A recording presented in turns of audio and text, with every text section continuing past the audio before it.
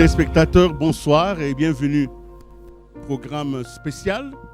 Nous recevons le Premier ministre de la République dans un exercice hautement démocratique, un exercice de redevabilité. Il est vrai que depuis aujourd'hui, ça fait 2 ans que M. Samalou Kondé est Premier ministre du gouvernement des Warriors. Dans cet exercice où il doit rendre compte de l'action gouvernementale, nous avons le privilège de le recevoir sur ce plateau spécial et Françoise Bouella m'accompagne. Comme vous venez de le dire, c'est un exercice citoyen, un exercice de redevabilité, comme il avait fait une première fois à l'an 1 du gouvernement. Cette fois-ci, le Premier ministre veut converser non seulement avec les journalistes que nous sommes, mais aussi avec un échantillon de Congolais qui sont dans cette salle, qui auront le temps de poser des questions au chef du gouvernement. C'est une innovation parce que, Willy, il y a quelques semaines, le président de la République a bien voulu reconduire Jean-Michel Samalou Kondé à ce poste de chef du gouvernement. Il s'est succédé à lui-même. Il nous dira qu'est-ce qu'il a fait. Il va répondre aux Congolais, Willy. Monsieur le Premier ministre, avec votre autorisation, je vais demander à l'ensemble de l'assistance de s'asseoir. Nous allons rester debout. Nous allons nous rester debout parce que dans cette première partie, je voudrais informer l'ensemble des spectateurs que, par respect pour la population, par respect pour la matière qui va être déclamée, donnée, nous allons rester debout avec le Premier ministre pour que le Premier des Warriors puisse dire à la population ce qui a été fait.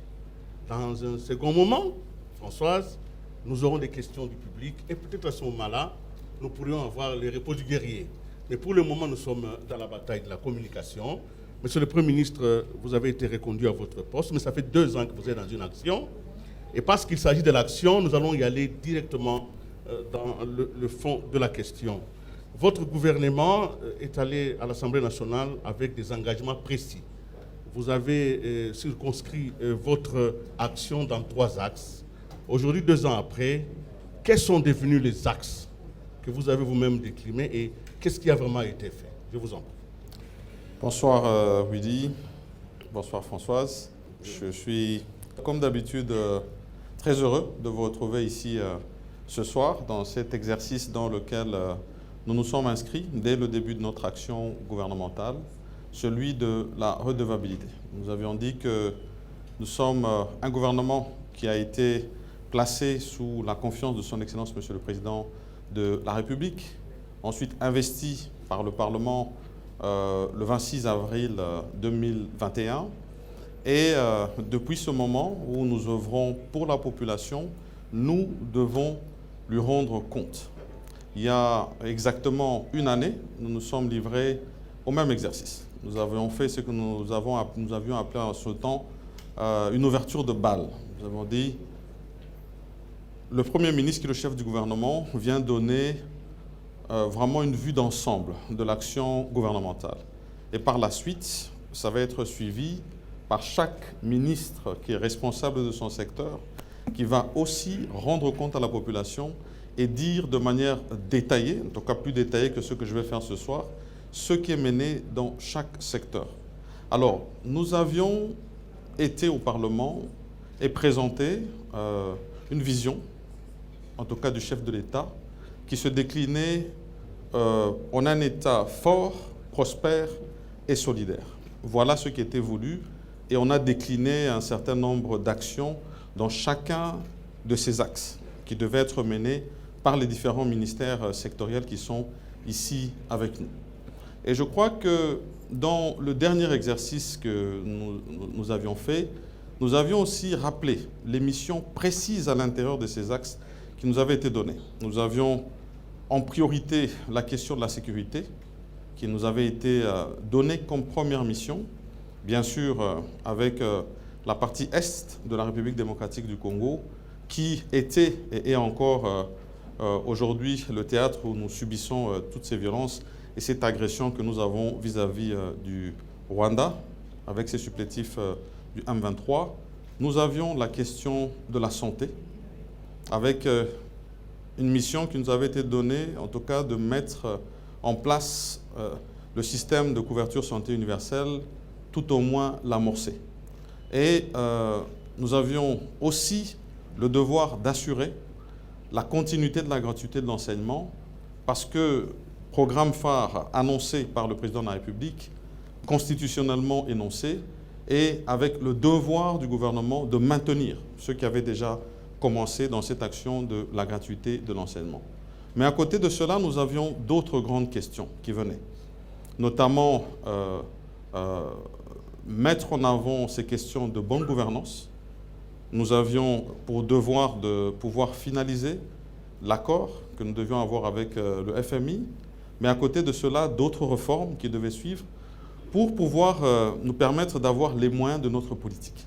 Donc je ne fais que nous remettre dans le contexte dans lequel nous étions et bien sûr avec d'autres questions phares du point de vue de l'organisation de l'élection, l'accompagnement du gouvernement du point de vue des moyens et de la sécurisation et à côté, à la clé de cette question d'identification, finalement un recensement avec une mutualisation des efforts entre la CENI et l'ONIP pour arriver à cette carte d'identité et que finalement l'État congolais puisse reconnaître chacun de ses enfants.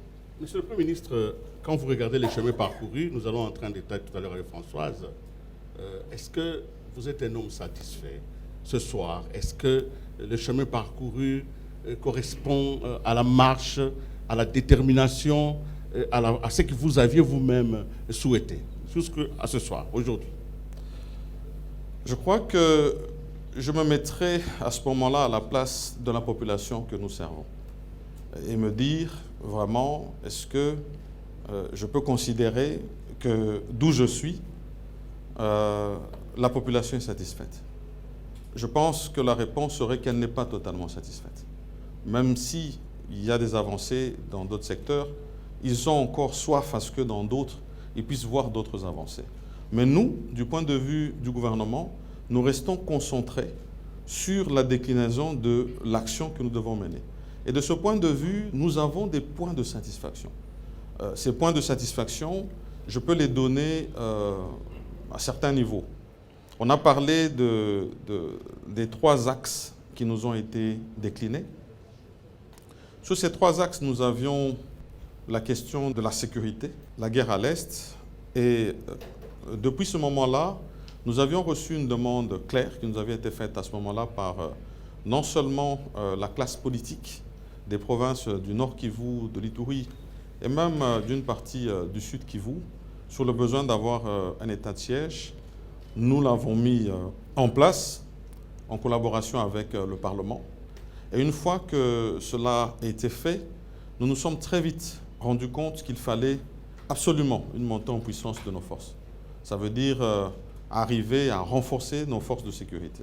D'abord de l'armée, qui était demandée, et là, vraiment un message pathétique qu'il faut lancer à notre jeunesse qui a répondu massivement à l'appel de son Excellence, Monsieur le Président de la République, lorsqu'il a été question de s'enrôler derrière nos forces armées pour faire face à cette agression que nous connaissons vis-à-vis du Rwanda.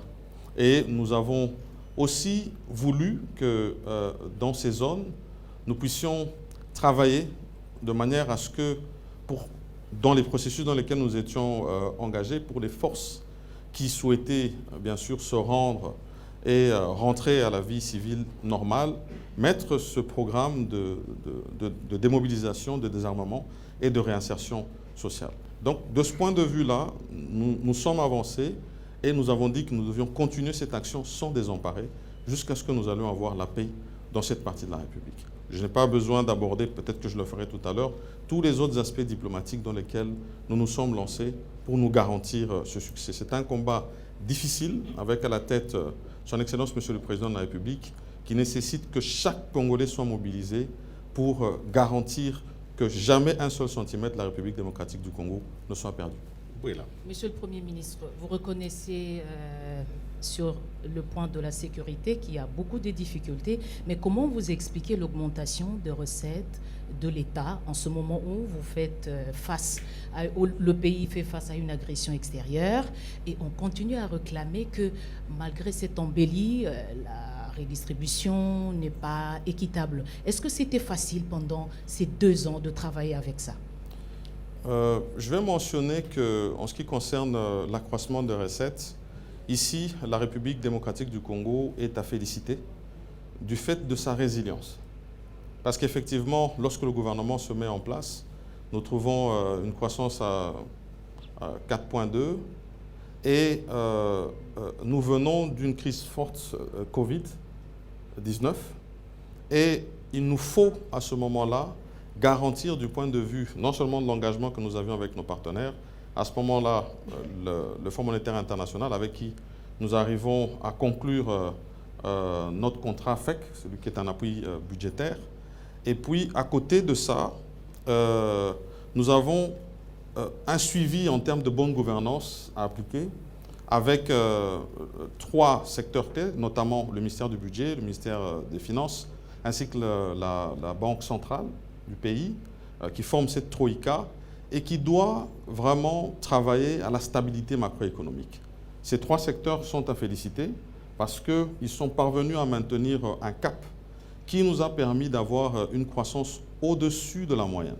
Je vais rappeler qu'en 2022, s'il faut parler seulement de l'année passée, nous étions à 8,5 de croissance alors que celle qui était attendue était à 6,1. Et nous avons voulu, au-delà de ça, rester dans ce qui nous avait déjà été édicté par le président de la République, c'est-à-dire travailler vraiment avec éthique et bonne gouvernance. Je voudrais ici, au passage, remercier le travail qui est fait à côté de nous par l'Inspectorat général des finances, qui lui aussi reste dans le suivi de l'accroissement de nos recettes. Et donc ça nous a permis, effectivement, non seulement de maintenir un niveau optimal au niveau de ces recettes. Je vais rappeler qu'en 2021, nous avions dépassé le budget qui avait été voté alors que nous n'étions pas encore installés. Et en 2022, nous avons pour la première fois, depuis que la République démocratique du Congo est pays, franchi la barre des 10 milliards pour atteindre 12 milliards. Et aujourd'hui, nous avions présenté ce budget de 14 milliards de dollars et l'Assemblée nationale, qui est l'autorité budgétaire, l'a relevé à 16 milliards de dollars avec assignation au gouvernement d'atteindre ces recettes. Je vais aussi rappeler que pour pouvoir y arriver, nous avions besoin d'avoir au niveau des régies, en tout cas, des méthodes de travail assez rigoureuses. Nous avions, si jamais vous vous souvenez bien, avec le ministre des Finances, présenté ce qui étaient nos projections budgétaires. Bien avant cela, nous avions passé des contrats de performance qui devaient être atteints. C'était vraiment des assignations précises qui avaient été données aux régies. Et nous avons démontré, fort heureusement, et je crois que là, c'est une plume d'or à donner à son Excellence, Monsieur le Président de la République, qu'avec la projection que nous avions sur le programme du gouvernement qui avait été annoncé et sur lequel on nous avait demandé de donner un budget estimatif, nous avions annoncé 36 milliards de dollars. Et aujourd'hui, avec l'allure que nous avons, nous sommes en droit d'espérer les atteindre. Bien sûr, nous sommes dans un contexte mondial difficile avec cette guerre que nous connaissons avec la Russie et l'Ukraine, mais il nous est permis d'espérer et nous allons continuer ce travail sans désemparer. Monsieur le Premier ministre, évidemment, pendant de longues années, dans notre pays, chaque fois qu'il y avait un problème de crise, chaque fois que la population se plaignait, les dirigeants disaient qu'il n'y a pas de moyens. Vous, au moins, vous n'avez plus le prétexte de dire qu'il n'y a pas de moyens. Les moyens, donc, sont arrivés grâce à cette bonne gouvernance. Nous allons essayer d'examiner dans la partie qui va venir comment le peuple, qui est le destinataire de toutes les actions, a ressenti l'action du gouvernement.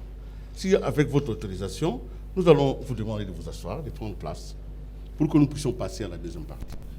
Ceux qui nous suivent, vous n'avez pas raté, nous sommes donc ici pour la redevabilité. Dans la seconde partie, nous allons donner la parole à quelques personnalités de la société civile, des opérateurs économiques, des professeurs d'université, des syndicalistes, des magistrats qui sont venus et qui ont formulé le désir de parler au Premier ministre directement. Nous allons donc commencer ce que nous appelons la conversation avec le gouvernement. Je profite de l'occasion pour saluer aussi ceux qui sont avec nous, les différents vice-premiers ministres que je salue, les ministres d'État et les ministres de la République qui ont accompagné le Premier ministre. Je n'avais pas l'occasion de vous saluer. C'est le moment pour moi de vous saluer. Je salue aussi le grand public qui est là, avec Françoise Bouela, nous allons commencer donc cette seconde partie. Voilà, Willy, exactement. Alors, on a eu certaines personnes dans la salle qui se sont fait enregistrer, qui ont exprimé ce désir de converser avec le chef du gouvernement direct, sans intermédiaire. Ce n'est pas des courriers. Alors, j'ai vu le nom de M. Jonas Tchombela, qui est dans la salle certainement. Voilà. J'aimerais rappeler ici que le Premier ministre a facilité la tâche parce qu'il a regroupé 3 axes de l'action du gouvernement. Un État fort, oui. Un État fort, un État prospère et un État solidaire. Nous allons commencer par l'État fort. Je suppose que vous avez certainement des questions à poser. Et je vous en prie, rapidement, nous prendrons votre question. Excellence, Monsieur le Premier ministre, point de besoin de rappeler ici l'engagement de votre gouvernement. Je reviens ici sur la question de l'organisation des élections dans notre pays. Point de besoin de rappeler ici l'engagement de votre gouvernement, sa détermination d'offrir au peuple congolais les élections libres, démocratiques, dans le délai constitutionnel, au-delà de facteurs perturbateurs que vous avez évoqués tout à l'heure, de l'insécurité à l'Est, à Kwamutu, les difficultés qu'a la CENI d'enrôler les gens dans ces quartiers-là, ma foi, mais aussi le problème de décaissement tardif, qu'à cela ne tienne, mais ce n'est pas ça mon problème. Le fichier électoral actuellement est en plein nettoyage. Nous sommes en train d'attendre 2 événements. La loi électorale, la loi sur la répartition de sièges, mais aussi l'audit du fichier. C'est là qu'il y a ma question. L'audit du fichier électoral. Nous savons qu'aux dernières élections, c'était l'Organisation internationale de la francophonie qui venait auditer notre fichier ici chez nous. Cette fois-là, celle qui dirigeait cette organisation, c'était une Canadienne. Actuellement, cette organisation est dirigée par une Rwandaise. Je veux savoir, est-ce que notre gouvernement va permettre, parce que le Rwanda est le pays agresseur de notre pays. Il est spécialiste en technique d'infiltration. Est-ce que nous allons accepter que l'OIF vienne encore cette fois-ci, parce que cette question relève de la souveraineté nationale.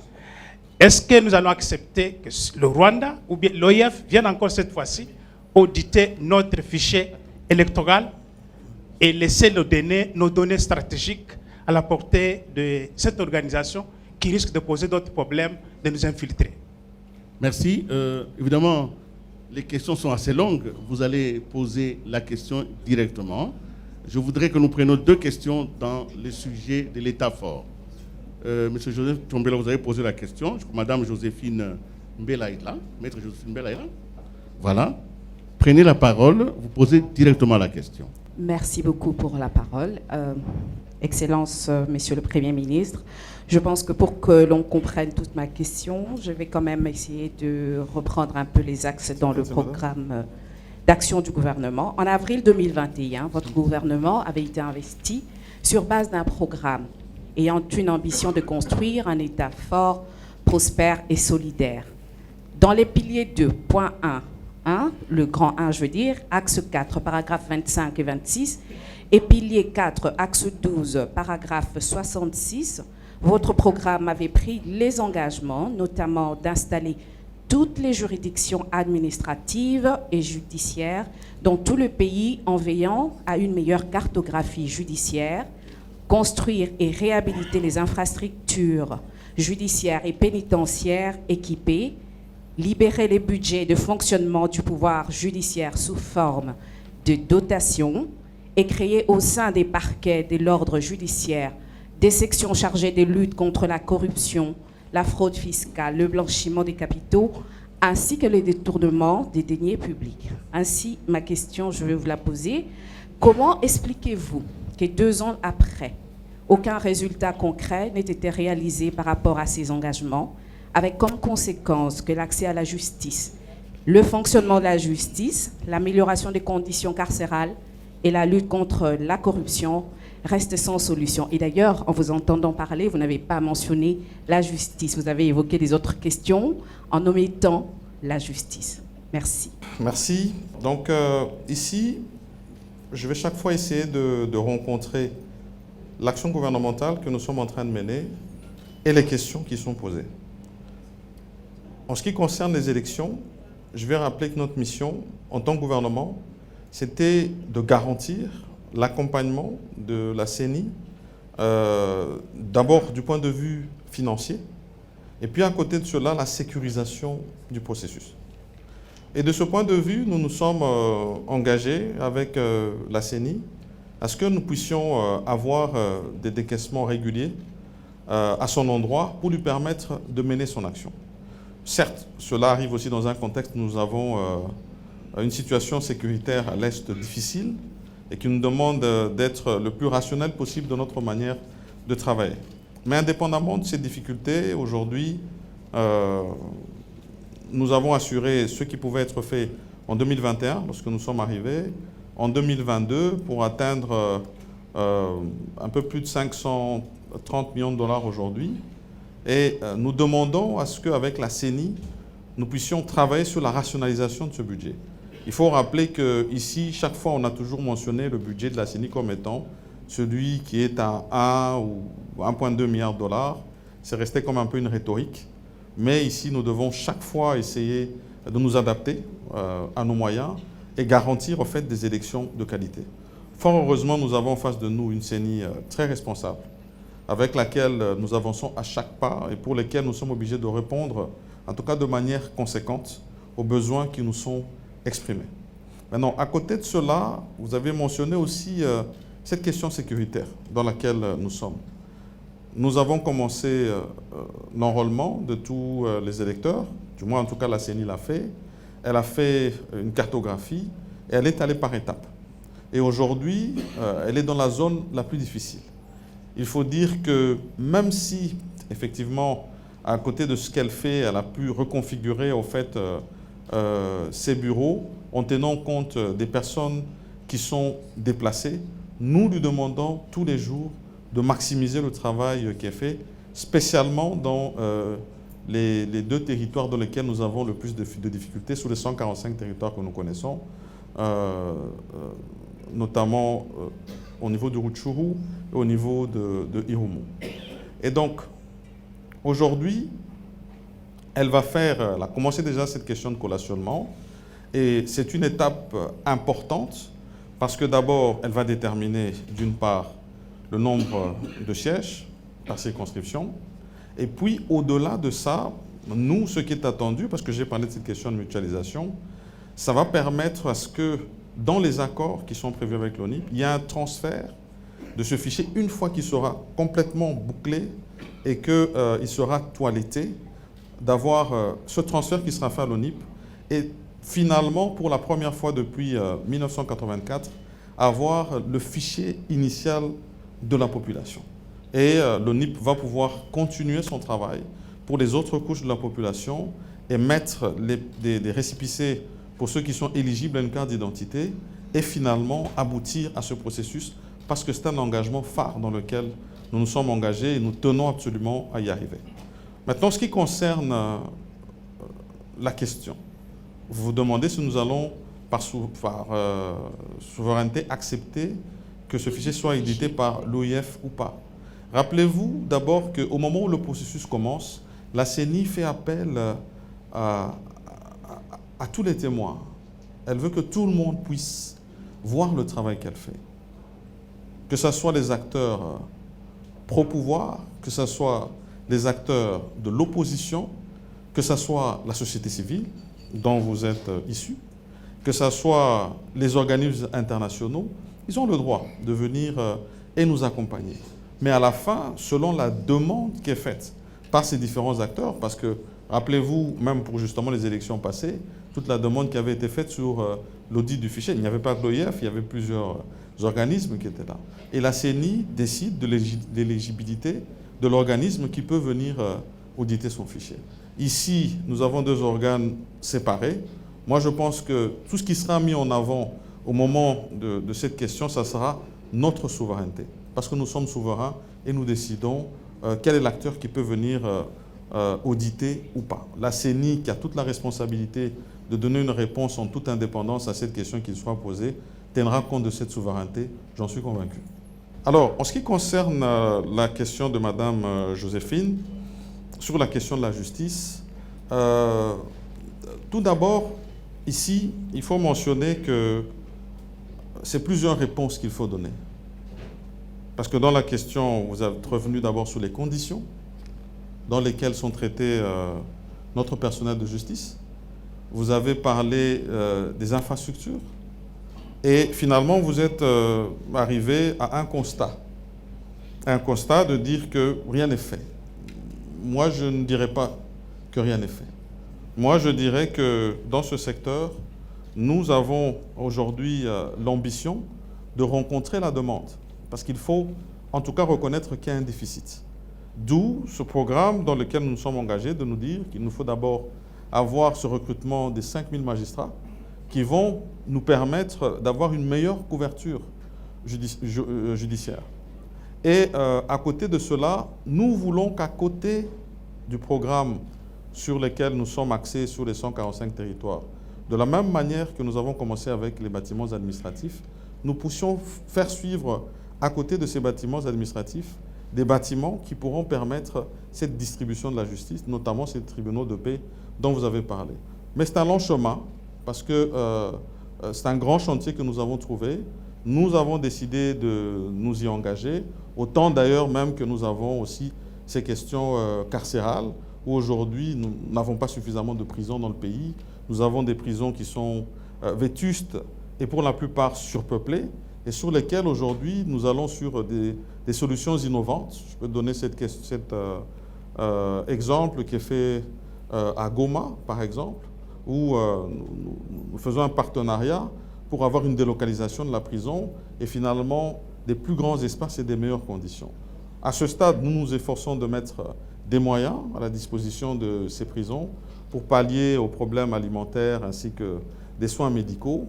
Ça reste toujours aussi autant de difficultés à rencontrer, mais nous sommes engagés, définitivement engagés, pour améliorer ce qui se fait dans ces secteurs et selon les réformes d'ailleurs importantes qui nous sont actuellement proposées au niveau du gouvernement par la ministre d'État et ministre qui a la justice dans sa gestion. Monsieur le Premier ministre, vous avez parlé des magistrats. Il y a un dans la salle, je crois, qui est du syndicat autonome des magistrats de la RDC, qui s'est fait enregistrer, qui a une question pour vous. Monsieur Issofa Kanga. Merci, Monsieur le Premier ministre.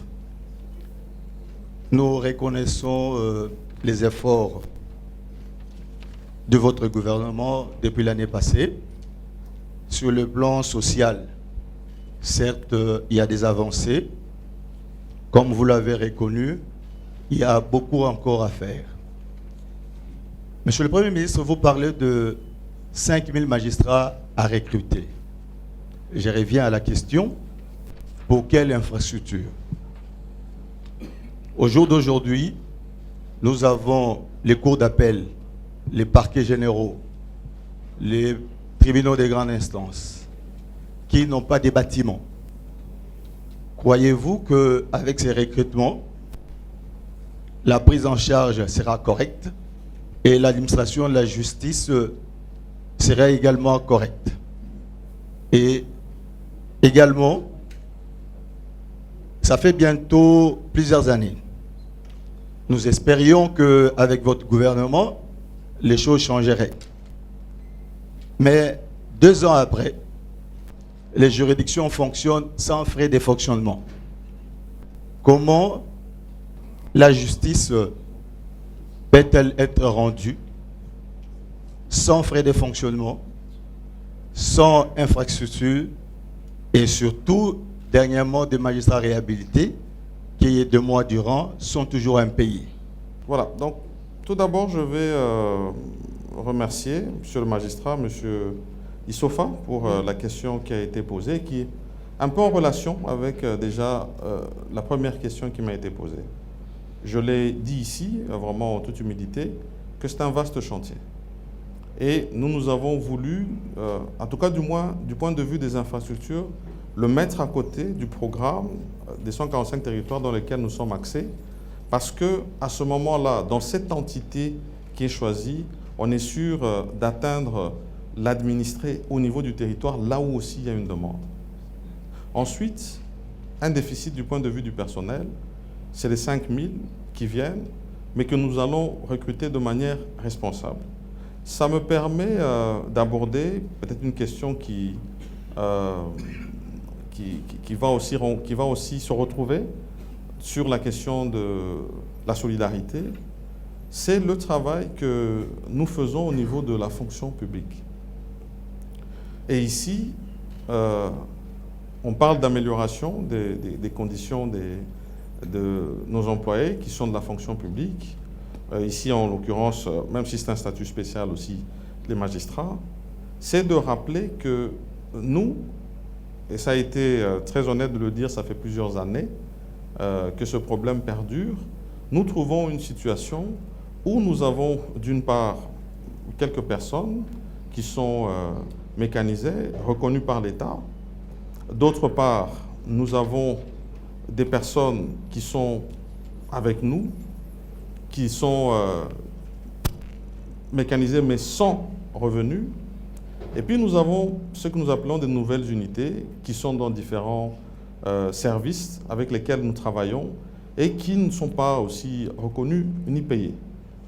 Face à cette question, et ici je salue le travail qui est fait par le vice-premier ministre et ministre de la fonction publique, apporter une réponse des plus pragmatiques.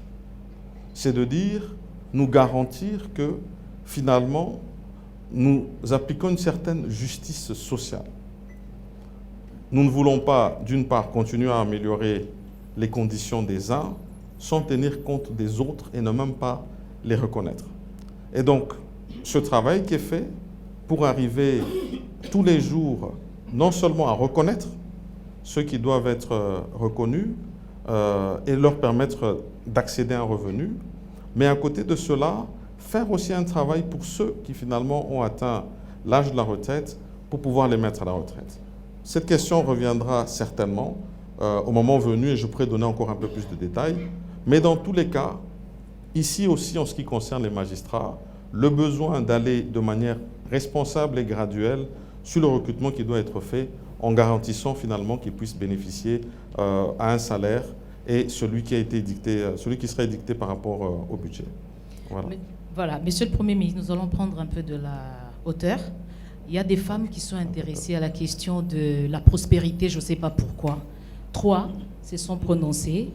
Il y a Madame Tissia Mukuna, CEO et fondatrice de la marque de café quinoise. Nous avons aussi Madame Andeka de l'ONG ACDIC, je crois. Et pour la FEC, qui est représentée dans la salle, nous aurons la question de Madame Bello. On commence avec Tissia Mukuna dans la salle. S'il vous plaît, le micro. Bonsoir, Monsieur le Premier ministre. Alors, ma question aborde 3 aspects. On dit que la RDC est un scandale géologique et qu'elle a la capacité de nourrir toute l'Afrique.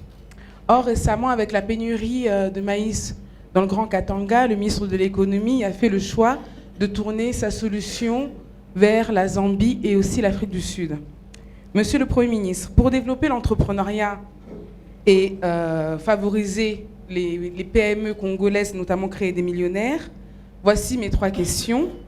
Quand et comment comptez-vous stabiliser l'électricité en RDC, ce qui évitera aux industriels que je suis notamment de fonctionner sur groupe électrogène et donc d'être plus compétitifs?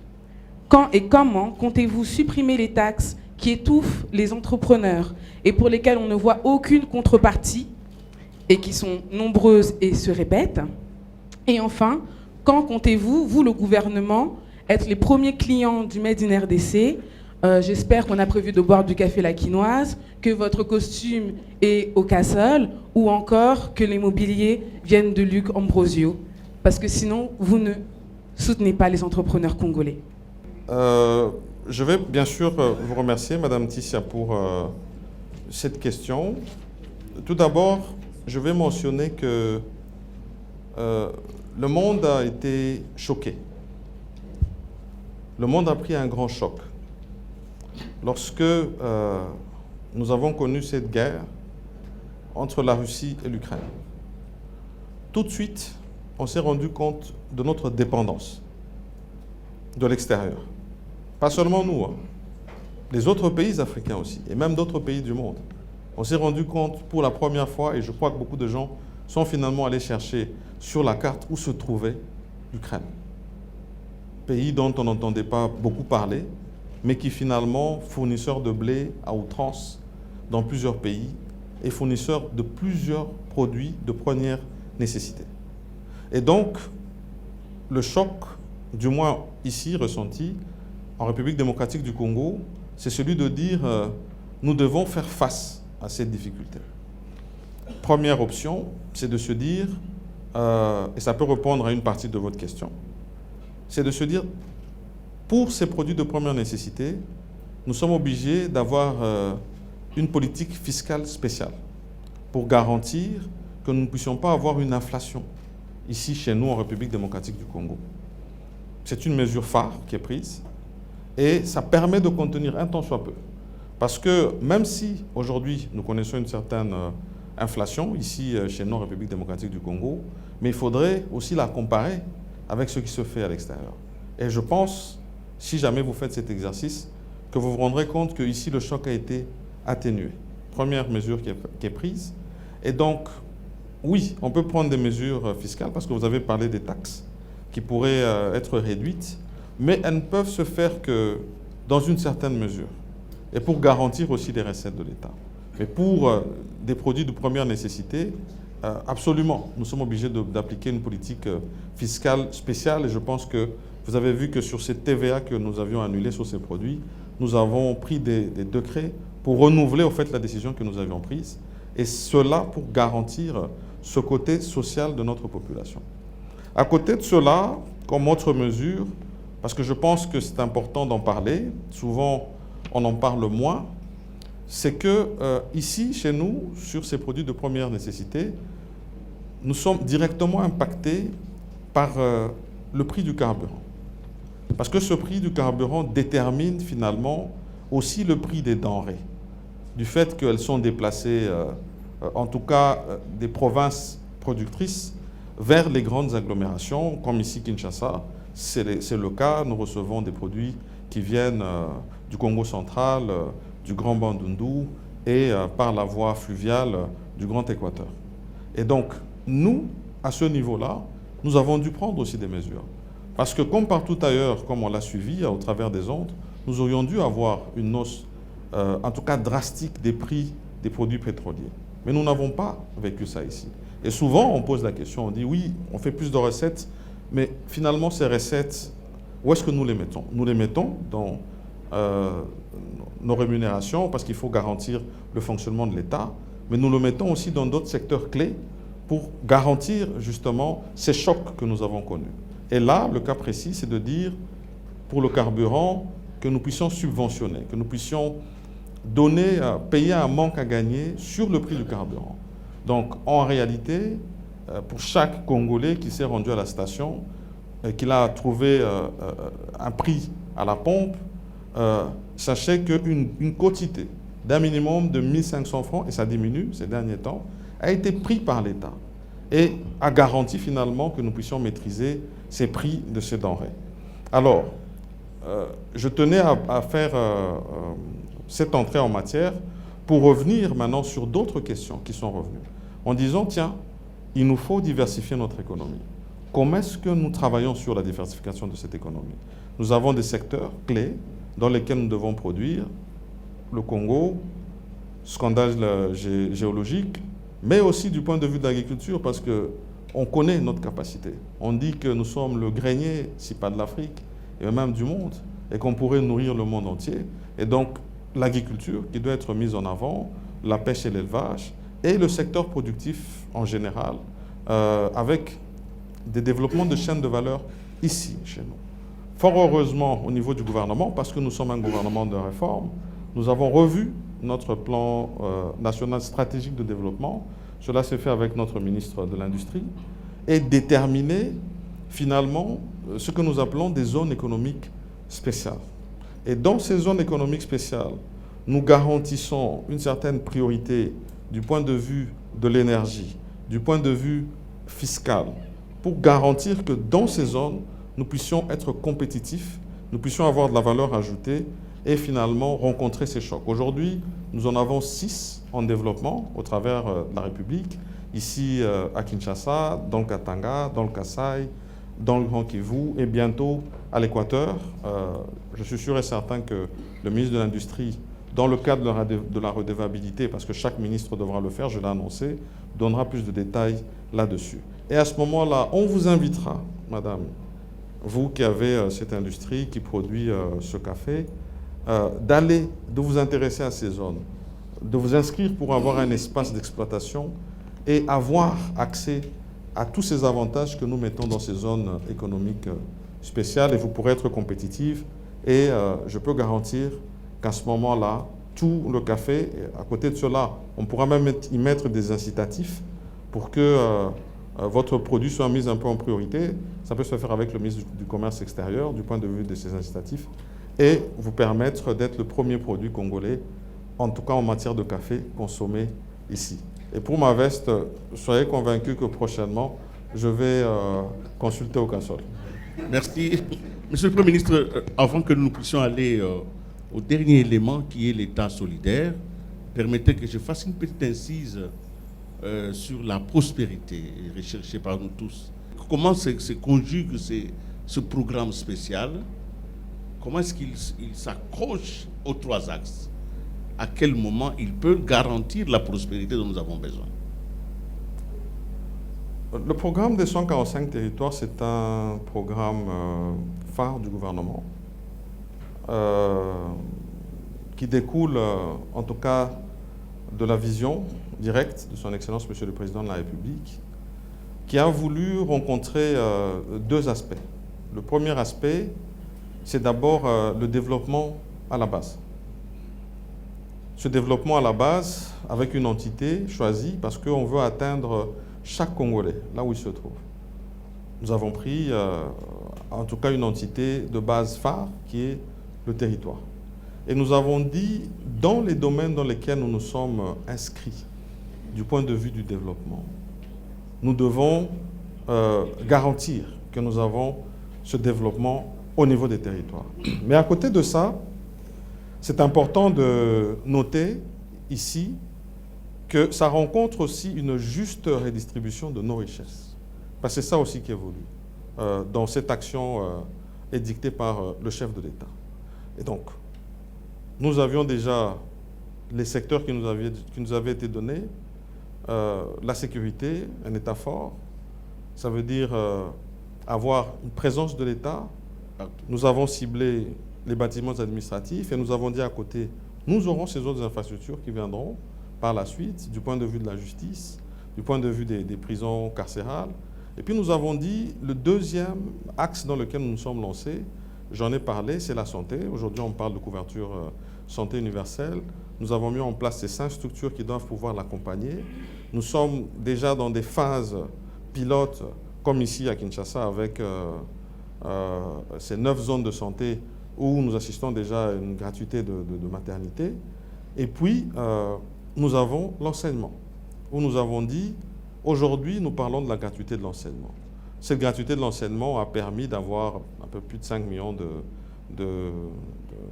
d'élèves, en majorité d'ailleurs, je dis toujours, des jeunes filles, qui ont pu accéder finalement à ce système éducatif, permettant aux parents d'épargner un peu d'argent, mais aujourd'hui, il faut aller plus loin, parce qu'aujourd'hui, c'est déjà une expérience et ça se vit.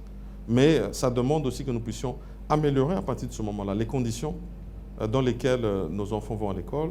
Il faut améliorer la qualité de l'enseignement et ça passe par 2 choses. Nos infrastructures, d'où ces infrastructures dans les 145 territoires, et à côté de ça, ça passe aussi par l'amélioration des conditions de nos enseignants.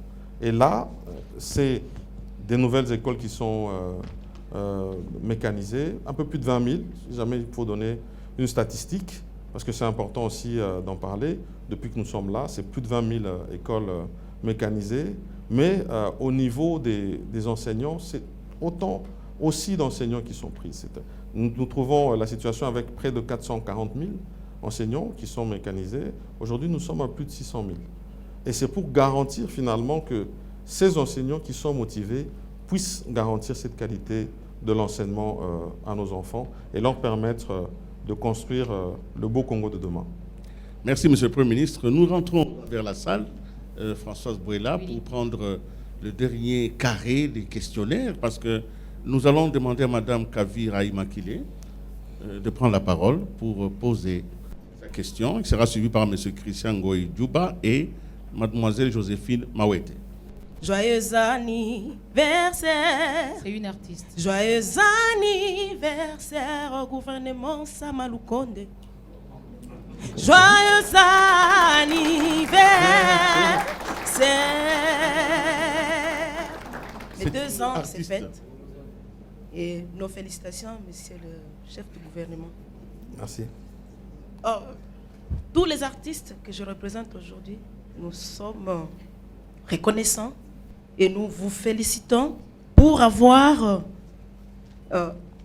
enregistré la rumba, inscrit la rumba congolaise au patrimoine immatériel de l'UNESCO. Au regard de cette avancée, quelles sont les stratégies du gouvernement pour que l'art et la culture congolaise, les artistes puissent être bénéficiaires concrètes de ces actions, des actions du gouvernement bien sûr, et qu'enfin les artistes puissent participer au développement durable du pays. Non seulement les artistes qui sont dans les grandes villes, mais aussi et surtout ceux qui sont dans les territoires là où il y a la guerre, comme à Rutshuru, Kanyabayonga, Masisi, au sud Kivu, Beni, où je suis native. Quelles sont ces stratégies, monsieur le chef du gouvernement? Je vous remercie. Merci. Monsieur Christian Ngoï Djouba, je vous en prie. Merci, Excellence, pour l'occasion de nous accorder. Je suis médecin. Je voulais poser 2 petites questions. La première, qu'en est-il de l'amélioration en fait, des conditions sociales des médecins, notamment la prime de risque, de plus en plus avec la dépréciation monétaire, ne vaut pratiquement plus rien du tout. Alors, qu'en est-il des réajustements? Est-ce qu'on ne peut pas réajuster par rapport au taux du dollar, par exemple? Deuxièmement, les allocations familiales et aussi les transports de médecins. Et enfin, la situation des médecins non primés à ce jour, on en est où? Merci. Vous avez fini? J'ai une petite... Je vous en prie, alors terminez. La toute dernière, c'est que compte faire le gouvernement par rapport aux infrastructures sanitaires, surtout dans des territoires, dans des coins beaucoup plus reculés, il n'y a pas d'infrastructure médicale où vraiment les gens pourraient être pris en charge comme il faut. Que compte faire le gouvernement par rapport à cela? Merci beaucoup. Merci. Joséphine Mawete, présidente des étudiants de l'IFASIC. Merci, monsieur le journaliste, pour la parole. Monsieur le Premier ministre, je vais commencer par saluer cette initiative, mais aussi, nul n'ignore qu'aujourd'hui, un diplômé produit en RDC, malheureusement, c'est un chômeur de plus. Il est vrai que le gouvernement a promu l'entrepreneuriat des jeunes, une initiative que j'ai vraiment saluée énormément, mais que pouvons-nous retenir de la question liée à l'emploi des jeunes en RDC? Qu'en est-il de cela? Et quelle est la politique du gouvernement sur la création de l'emploi 2 ans après votre gouvernement? Merci beaucoup. Oui, merci. Merci. Je vais d'abord vous remercier, Madame Kavira, pour ce beau chant que vous avez offert à tous les membres du gouvernement qui sont ici avec moi. Merci pour vos vœux. Ensuite, je vais dire que vous contribuez, parce que vous avez parlé au futur, alors que pour moi, la contribution culturelle ici, en République démocratique du Congo, par tous les artistes se prononcent au présent. Au passé, bien sûr, parce que nous avons tellement, finalement, de richesses culturelles ici, en République démocratique du Congo, et nous avons tellement de talents à venir que nous sommes convaincus que nous avons, en tout cas, l'une des plus grandes banques culturelles ici, en Afrique.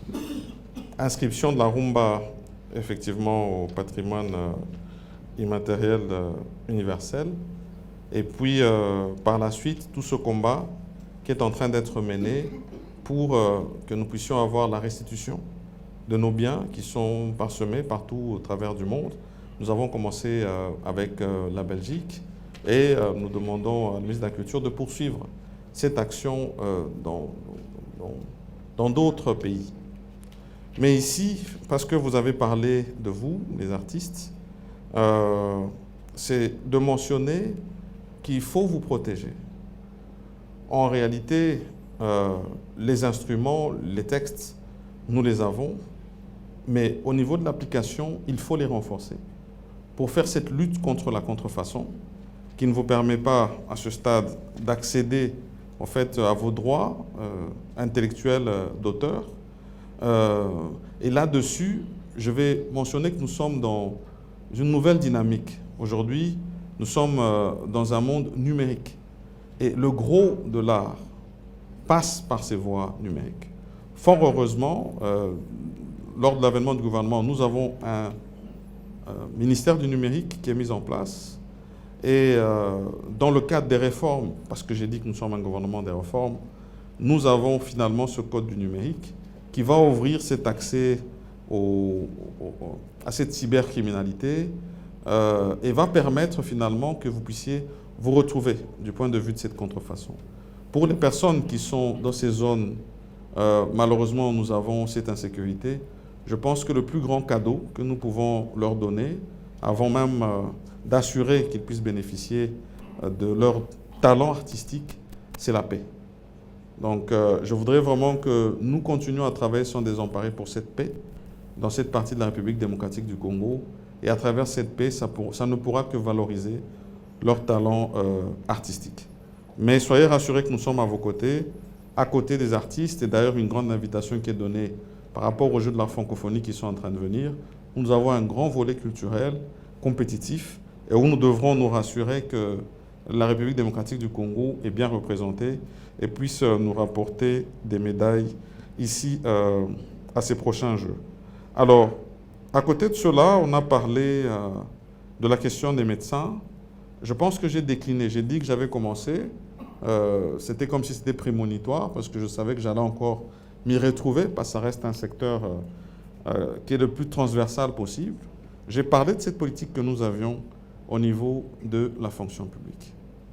Et dans cette politique, nous avons décidé d'avoir d'abord des cadres d'échange avec les syndicats. D'abord, l'organisme qui reprend tous les syndicats.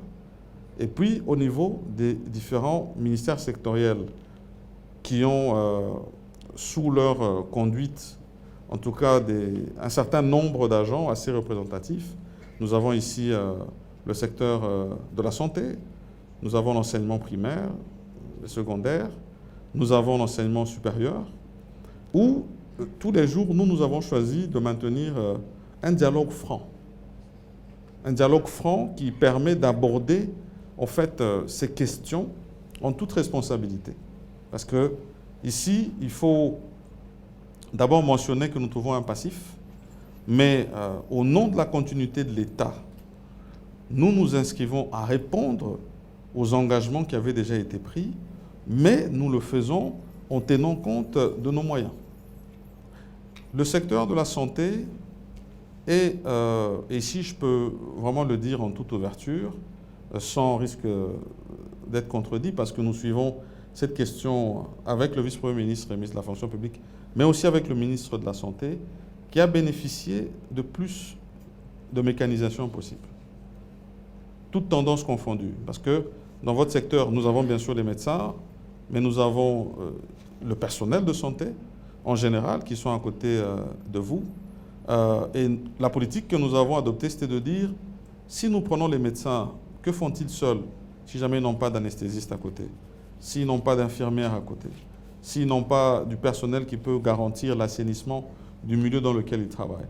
Donc, à côté des médecins que nous mécanisons, nous prenons chaque fois le soin de prendre les autres catégories. Et ici, je ne voudrais pas livrer ce qui se discute dans ces cercles-là où nous sommes avec les différents syndicats, mais nous abordons ces questions. Et aujourd'hui, c'est plus de 4000 médecins qui ont été mécanisés. Nous voulons continuer à le faire parce que la demande est encore grande. Mais nous tenons à ce que nous puissions garantir cette inclusion salariale, que nous puissions reprendre ceux qui ne sont pas encore dans le système et améliorer par la suite dans les engagements que nous avons pris. Vous avez mentionné ces questions de transport, de primes de brousse, qui doivent être ensuite garanties, mais sans oublier ceux qui n'ont pas encore eu la chance d'être repris dans le fichier. Mais c'est un travail que nous faisons et nous demandons toute la collaboration du secteur. Nous avons connu des moments difficiles, mais fort heureusement, aujourd'hui, c'est un peu apaisé, surtout que nous devons être solidaires par rapport à la question que nous vivons à l'est de la République démocratique du Congo. Mais nous avons garanti que nous allions faire, en tout cas cet effort, pour que dans les prochains trimestres qui viennent, selon les engagements que nous avons et selon la trésorerie, nous puissions rencontrer vos demandes. Ensuite, cette dernière question qui m'est venue de Mme Mawete, de l'IFASIC, la question de l'emploi. Tout d'abord, l'emploi, il vient du secteur privé. J'ai mentionné ici ce que nous voulons faire avec les zones économiques spéciales pour pouvoir garantir ces emplois qui nous viendront de par les investissements qui vont venir. Ça, c'est une première voie. La deuxième voie, c'est que nous faisons beaucoup d'incitations à l'entrepreneuriat. Nous disons, aujourd'hui, nous voulons voir plus d'entrepreneurs congolais. Et donc, au niveau du ministère des PME, nous avons mis en place 2 instruments. Le premier, c'est l'ANADEC, c'est une agence d'accompagnement à l'entrepreneuriat, ici en République démocratique du Congo, pour des jeunes qui veulent se développer, prendre des conseils. Dans quel domaine est-ce qu'ils doivent finalement se lancer? Où est-ce qu'il y a de la demande? J'ai eu la chance de participer à un événement de Level Up où j'ai été invité et où on avait fait participer à un concours des jeunes dames. Et l'une d'entre elles, fort heureusement, a pu bénéficier de cet accompagnement. Pour moi, c'est un exemple, je préfère ici le mentionner, et peut-être inciter d'autres à faire comme elle. Un constat qu'elle a fait, vraiment des plus simples, c'était de dire comment est-ce possible qu'en République démocratique du Congo, avec tout ce que nous avons comme bois, nous importons des cure-dents. C'est un constat, et c'était tellement vrai. Nous importons des cure-dents. Et donc, elle se dirige vers ce premier instrument où elle prend des conseils. Et puis finalement, elle va vers le deuxième instrument qui a été mis en place au niveau des PME, qui est le FONGEC, qui lui est un fonds pour l'entrepreneuriat et arrive, sur base du projet qui a été déposé et validé, à bénéficier d'un fonds de démarrage qui lui permet aujourd'hui de produire des cure-dents made in Congo. Et avec l'intention de remplir le marché, comme on l'a dit ici tout à fait, consommer congolais, et par la suite produire d'autres produits dérivés. Elle le fait à la base du bambou aujourd'hui, et on sait qu'aujourd'hui on a du papier à la base de bambou, on a des tissus à base de bambou, donc elle est lancée. Et donc, dans l'entrepreneuriat, nous estimons que ces 2 instruments vont permettre à ce que nous puissions avoir de plus en plus d'entrepreneurs ici en République démocratique du Congo, et bien sûr avec le système du climat des affaires, ces zones économiques spéciales que nous mettons en place, avoir plus d'investissements et donc créer plus d'emplois. Voilà, Monsieur le Premier ministre, on va prendre la dernière vague, mais on commence par un énarque qui est dans la salle, Christian Mbidika, et qui sera suivi, en fait là on a pris le dernier aspect, hein, l'État solidaire. Nous prendrons également le chef de département médecine physique de la faculté de médecine de l'UNIKIN dans la salle. Je vois Dr Louise Kikontoué et nous allons terminer par voilà, le tout dernier, CAFCO. C'est une organisation de femmes, je crois. Madame Dora Zaki de CAFCO qui est dans la salle. On commence avec Monsieur Chris Mbidika. Monsieur le Premier ministre, Excellences, aujourd'hui la fonction publique connaît plusieurs soucis, malgré les efforts fournis par l'autorité du secteur, ça il faut le reconnaître. Parmi ces problématiques, nous avons notamment le pléthore de l'administration publique, nous avons le problème d'avancement en grade et la prise en compte des soins de santé, pour ne citer que cela. Face à toute cette situation, on se rend compte que la réforme de l'administration publique apparaît comme une panacée, effectivement, pour résoudre ces différentes solutions, ces différents problèmes plutôt. Alors, ma question est de savoir quel est le niveau d'exécution de cette réforme. En outre, j'aimerais bien savoir quels sont les mécanismes que le gouvernement préconise pour faire recouvrir pleinement les droits statutaires des fonctionnaires. Merci. Docteur Louise? Oui, professeur à l'Université de Kinshasa. Allez-y, madame. Merci pour la parole. Excellence, Monsieur le Premier ministre et chef du gouvernement.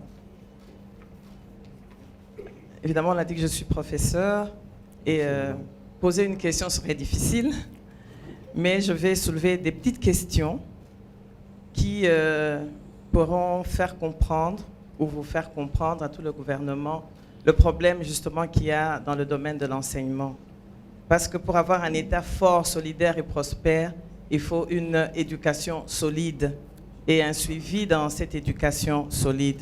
Alors j'aurai plusieurs axes, mais je vais aller vite. Je commence par le système LMD. Nous félicitons le gouvernement pour les efforts fournis pour l'arrimage au système LMD. C'est une réforme, une grande réforme, et dans cette réforme, il y a deux personnes. Il y a l'enseignant et il y a l'enseigné.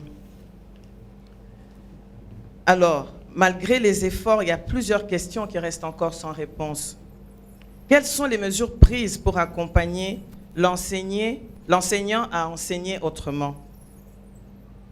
Parce qu'il faut accompagner cet enseignant, c'est tout un processus de changer sa façon de concevoir l'enseignement et de dispenser son cours. Il doit en fait jeter sa craie pour aller dans le numérique. Mais l'outil informatique n'est pas disponibilisé, ni pour l'enseignant, ni pour l'enseigné. Et vous serez d'accord avec moi qu'il est difficile pour un étudiant de se procurer un ordinateur. Mais le LMD ne peut pas se faire sans ordinateur. Les laboratoires équipés pour un enseignement de qualité sont une denrée rare.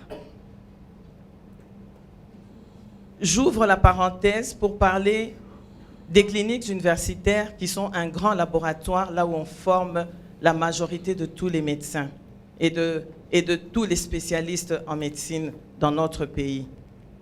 Mais la réhabilitation des cliniques universitaires qui a été promise par le gouvernement au travers de la BCECO, jusqu'aujourd'hui, il n'y a rien. Et la BCECO a déjà libéré, mais on nous dit que le dossier traîne encore sur le bureau du ministre de la Santé. Nos grands clients sont les membres de l'État congolais, du gouvernement, Sénat et autres sociétés para-étatiques. Mais nous avons des millions, si pas des milliards, en francs congolais de factures impayées. Il est aussi un besoin de revisiter certaines maquettes de curricula. Comment cela peut se faire? Et même amener les autres maquettes dans tous les pays, dans toutes les universités du pays.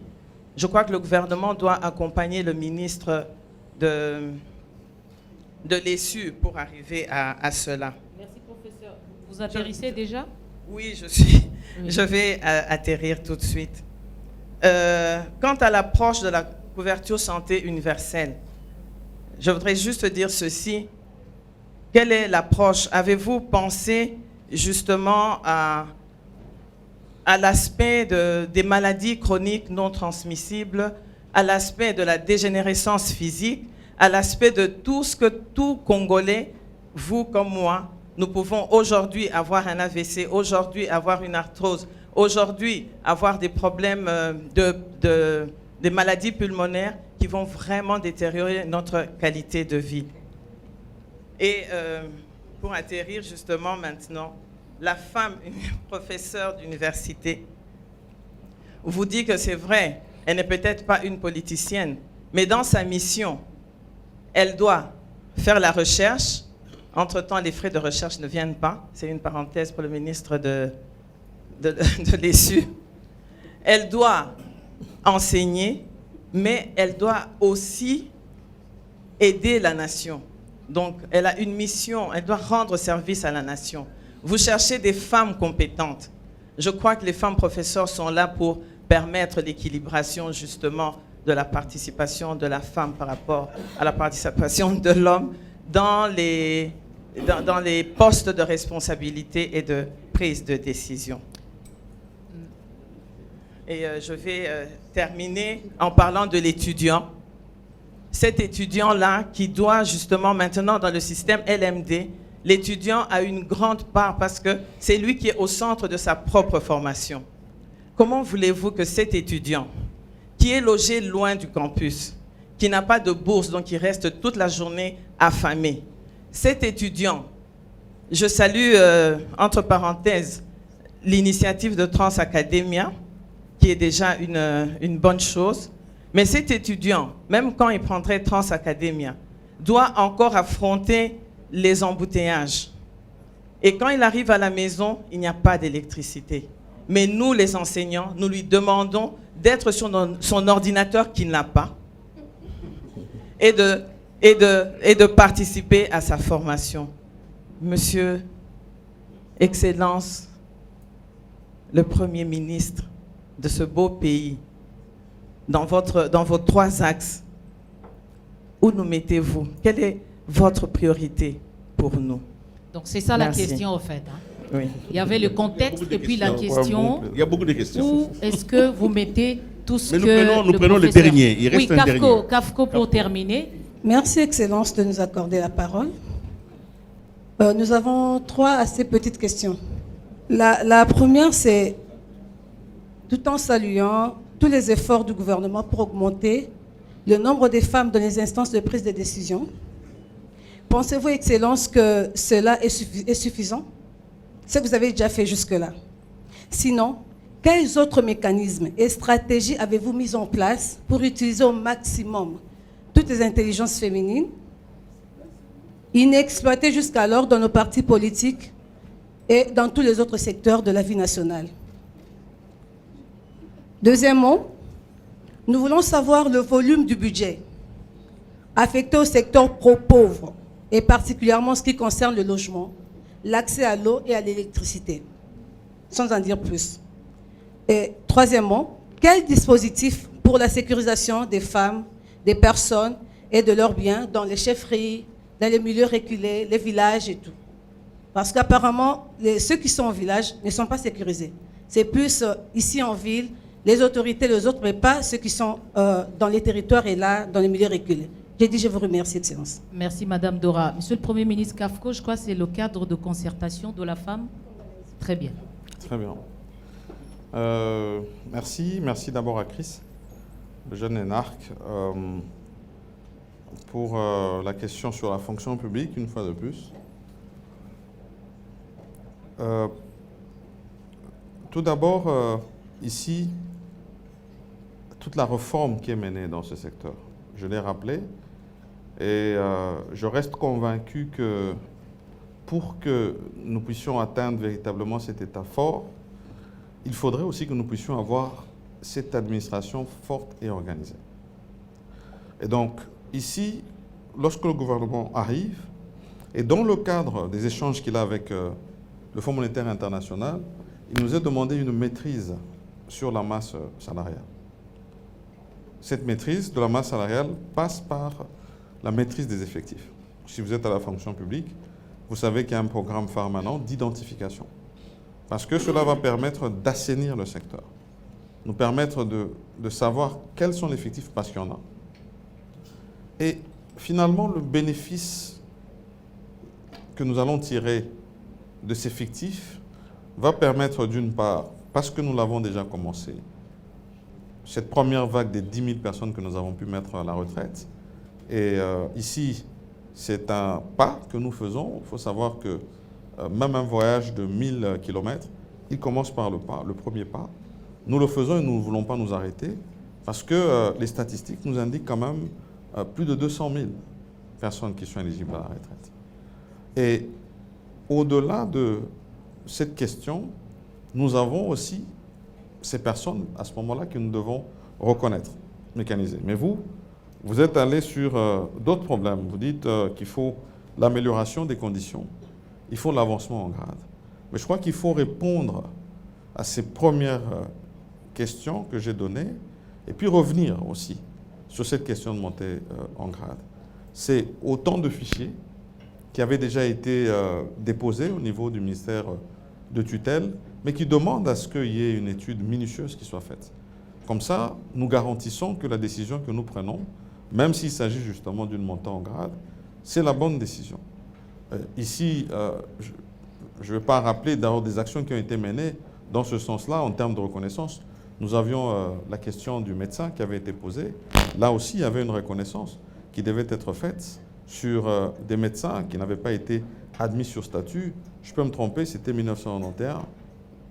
Et c'est maintenant que cela a pu se faire. C'est pour donner, au fait, toute cette intention, toute cette volonté manifeste que nous voulons d'améliorer, en tout cas, le secteur de la fonction publique, toutes tendances confondues. Et donc, vous avez demandé quel était l'état d'avancement. Nous sommes en plein dedans. Nous sommes dans des évaluations permanentes que nous faisons sur ces questions d'assainissement. Et nous allons nous garantir, parce que cela aussi est une question de bonne gouvernance, que nous puissions faire aboutir ce programme. Et ça répondra de manière structurante aux questions que vous avez posées. Nous avons des questions conjoncturelles auxquelles nous devons répondre. Et sur le long terme, nous aurons la réponse. C'est certain. Alors, sur la question de l'enseignement, d'abord, je pense ici que professeurs et docteurs, vous avez voulu ici d'abord attirer notre attention. C'est ce que moi je retiens. Je pense qu'en toute humilité, nous dire qu'il y a une réelle difficulté sur le système LMD. Mais moi, je vais aller... je vais regarder la question sous un autre angle. Pourquoi est-ce que nous décidons d'aller vers le système LMD? Parce que nous regardons ce qui se passe dans le monde. Nous regardons les difficultés que nous avons à nous adapter. Le refus de la reconnaissance de nos diplômes à l'extérieur du pays. Ou même le niveau. Des fois, nous nous retrouvions avec des personnes qui, bien que licenciées, voulant appliquer peut-être des fois pour un doctorat, se retrouvaient face à des difficultés. Parce que le problème de reconnaissance de notre diplôme, étant dans un système qui n'est plus adapté au système mondial qui est celui du LMD. Et donc, nous prenons la décision courageuse d'aller dans cette réforme, d'avoir ce nouveau système qui se met en place. Parce que si nous ne commençons pas, nous n'allons jamais le faire. Nous n'aurons jamais les conditions idéales pour pouvoir y arriver. Et fort heureusement, nous avons un président de la République, son Excellence Félix-Antoine Tshisekedi Tshilombo, qui est très volontariste et qui est très déterminé et qui a donné cette impulsion, parce que ses craintes avaient été soulevées, a donné l'impulsion de dire, si jamais nous ne le faisons pas, nous serons toujours en retard. Il faut commencer avec le système. Mais à côté de cela, il faut aussi améliorer les conditions. Il n'y a pas que les ordinateurs à mettre à disposition, bien que ça fait partie du programme, mais ces infrastructures aussi. Vous avez suivi que nous avons commencé avec ce système qui devait être mis dans les universités, où nous devons distribuer de l'Internet gratuit avec des puces gratuites. Mais au-delà de ça, c'est les infrastructures. Et je crois que depuis bien longtemps, nous assistons non seulement à la rénovation des universités, vous êtes à l'université de Kinshasa, vous savez ce qui s'y passe, mais aussi la construction de nouvelles universités, là où nous n'en avions pas. Ici, je peux donner l'exemple de Beni. Je peux donner l'exemple de Kisangani, où il y a ces travaux qui se font pour réflexionner. Ici, à Kinshasa, je peux donner ce qui se fait. Vous êtes dans le secteur, vous savez ce qui se fait à l'IBTP, ce qui se fait à l'UPEN et même à l'UNIKIN, comme je l'ai mentionné. Et donc, il nous faut améliorer les infrastructures. Il nous faut faire des facilités pour ceux qui n'ont pas encore accès à un ordinateur, des facilités dans ces universités où ils auront droit à des bibliothèques virtuelles et un accès. Et puis finalement, il nous faut un accompagnement sur les enseignants. C'est tout un système qui se met en place et sur lequel, avec le ministre de l'ESU, nous sommes très engagés et qui demande aussi que nous puissions y mettre des moyens. Mais nous demandons la collaboration du corps professoral qui, effectivement, travaille dans ces conditions difficiles, mais qui vont s'améliorer tous les jours parce que nous allons y mettre les moyens pour pouvoir y arriver. Et vous avez parlé d'autres questions. Au début de votre intervention, vous avez dit, vous êtes professeur, alors vous allez peut-être poser des petites questions, mais pas des questions. J'ai eu peur à ce moment-là, parce que je me suis dit, est-ce qu'elle va me mettre face à un examen? Parce qu'elle reste professeure. Et donc, finalement, sur ces autres questions, notamment sur notre politique de couverture santé universelle, vous savez que nous avons ces 5 structures qui doivent aller d'abord sur les premières endémies, celles qui frappent et qui ont le plus grand taux de mortalité, avant de rencontrer, parce qu'effectivement, nous avons ces questions des AVC qui restent non seulement récurrents, mais qui sont assez dérangeants pour tout le monde. Et je reste convaincu que dans le développement qui sera fait dans le cadre de sa redevabilité par le ministre de la Santé, il aura certainement à rencontrer tous les détails de la couverture santé universelle. Vous avez salué le travail qui est fait avec Trans Academia, où justement nous avons voulu faciliter ce déplacement des étudiants. Mais là aussi, il y a des attentes qui sont faites dans les provinces. Nous continuons à nous approvisionner en bus pour pouvoir aussi atteindre les autres grandes villes dans lesquelles nous avons des universités. Nous avons commencé à Kinshasa. Le but, c'est d'atteindre aussi les provinces avec ce programme et les faire bénéficier à nos étudiants. Alors, pour terminer, sur la question de l'implication de la femme, moi, je dis toujours que nous avons ici, en République démocratique du Congo, le champion de la masculinité positive, une très grande promotion de la femme qui est faite. D'abord, au niveau du gouvernement où je suis, et je le dis toujours, mais j'ajoute toujours en toute humilité, que j'ai le gouvernement le plus genré de la République, et avec volonté d'avoir donné cet exemple pour avoir de plus en plus de femmes dans les institutions. Nous ne manquons pas de femmes de talent, nous ne manquons pas de femmes de qualité. Madame la professeure Kikonto l'a rappelé en disant, mais tiens, vous cherchez quelles sont les femmes qui peuvent vous être utiles en politique. Parmi les femmes qui sont dans le corps professoral, nous avons aussi des femmes de qualité. Je reste convaincu que dans cet élan qui est déjà lancé, où nous avons au niveau de la Banque centrale du gouvernement une femme, au niveau du Conseil d'État une femme, et encore cet élan que nous voulons voir ailleurs, c'est sûr que nous allons avoir de plus en plus de femmes dans les instances institutionnelles de notre pays. Mais au-delà de ça, je rappelle toujours que la loi électorale a institué cette fois-ci un système de gratuité de liste pour celles qui auront 50% des femmes. C'est pour pouvoir garantir que dans notre Assemblée constituante, qui est l'Assemblée nationale, nous puissions avoir plus de femmes, même au niveau des assemblées provinciales et finalement au Sénat. Alors, on a posé des questions sur la question de l'eau, de l'électricité.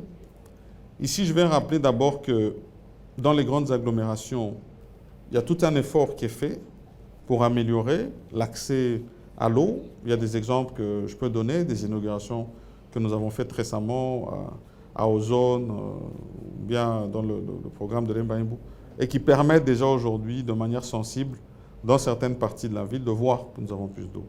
Mais là où nous avons besoin de voir plus d'accès à l'eau, c'est beaucoup plus dans les zones rurales. Et là, avec le ministère du Développement rural, justement, nous avons des programmes, notamment le programme PRISE, mais à côté de celui-là, d'autres programmes qui permettent des adductions d'eau. Et nous voulons que dans le cadre du programme des 145 territoires, nous puissions avoir, chaque fois que nous avons une école ou un centre de santé parce qu'on a parlé des infrastructures de santé à l'intérieur du pays, que nous puissions avoir à côté de ces centres des points d'eau, des points de forage, des systèmes photovoltaïques, un minimum en tout cas, qui pourra permettre qu'il y ait ce minimum d'énergie et d'accès à l'eau dans les milieux ruraux.